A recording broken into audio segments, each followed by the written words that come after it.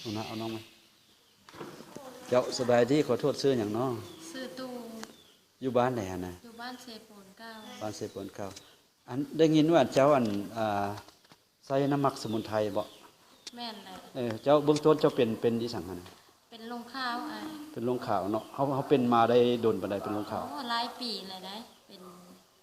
10 ปลายปีแหละ10 ปลายปีแล้วเนาะแล้วอันเฮ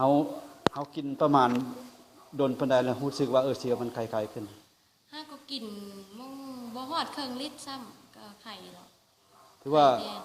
อาการลงข่าวมันถือว่าคล้ายขึ้นเนาะแม่นถือว่ามันหยุดบ่หรือว่ามันเป็นจังได๋หยุดเลยบ่หรือว่าก็หยุดเลยมันก็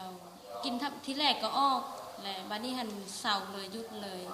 มันออกหลายบ่ลงข่าวออกหลายทีแรกแล้วเดี๋ยวนี้หั่นเรื่องอาการลงข่าวยังมีอาการแบบรู้สึกแบบใดเพิ่มอีกบ่ก็บ่ได้รู้สึกยังบ่ได้ขันบ่ได้อันนั้นบ่ได้ออกบ่ได้หยังมีแต่ยังเจ็บอยู่อันข้างอยู่ปีกมดลูกเนาะโอเคมีแต่ว่าให้เจ้าหั่นสืบต่อกินเพราะว่านึงหั่นสมุนไพรมันยังบ่ทันถึงเทื่อเพราะว่ามันอาจจะอักเสบวันใดวันนึงมันสิไปปรับเจ้าพยายามกินเพิ่มเนาะ